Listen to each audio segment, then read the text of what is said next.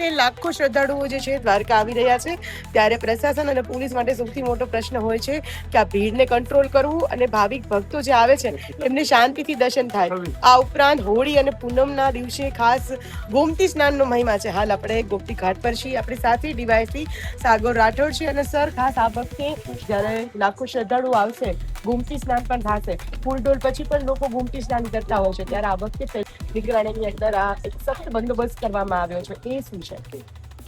વર્ષોથી અહીંયા ફૂલડોલ ઉત્સવનો મહિમા રહેલો છે દ્વારકા ખાતે. તો શ્રદ્ધાળુઓ લાખોની સંખ્યામાં અહીંયા દર્શનાર્થે આવીને ભગવાન શ્રી દ્વારકાધીશજી સાથે હોળી ઉત્સવ મનાવતા હોય છે. એ સંદર્ભે જે અહીંયા ગોમતી નદીનો જે મહિમા છે એમાં સ્નાન કરીને લોકો દર્શન કરવા જતા હોય છે, જે એમનો નિત્યક્રમ હોય છે. દર્શન અહીંયા સ્નાન કરી પછી દર્શન કરવા જતા હોય છે. તો ભૂતકાળમાં એવા બનાવો અમારા ધ્યાને આવેલા હતા કે જે નદીના કારણે તેમને જે એની ડેપ્થની બધું ખ્યાલ ના હોય, તો ભૂતકાળમાં એ વસ્તુ ફેટલ સાબિત થયેલી હતી. જે બધી વિષયનો અભ્યાસ કરતા અને આ વખતે જે બંદોબસ્ત ગોઠવવામાં આવ્યો છે તેમાં એસડીઆરએફની ટીમ પણ અમે અત્યારે પરમનન્ટ 24/7 સ્ટેશન કરવામાં આવેલી છે.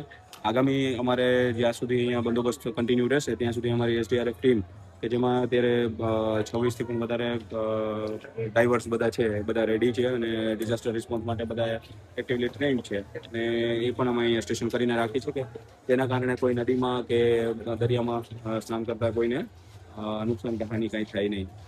ત્યારે આ વર્ષે ખાસ એસપી સાહેબના માર્ગદર્શન હેઠળ ડીવાયએસપી સાગર રાઠોડ અને મામલતદાર શ્રી અનિલ ભેડાની નિગરાણી હેઠળ અહીંયા ગોમતી ઘાટ પર 24 કલાક જે છે એ મોનિટરિંગ રાખવામાં આવી છે. એસડીઆરએફ રાજકોટ ઘંટેશ્વરની ટીમ જે છે અહીંયા તૈનાત છે, જેથી લાખો શ્રદ્ધાળુઓ પોતાનું ગોમતી સ્નાન કરી શકે અને પવિત્ર ભાથું જે છે બાંધી શકે.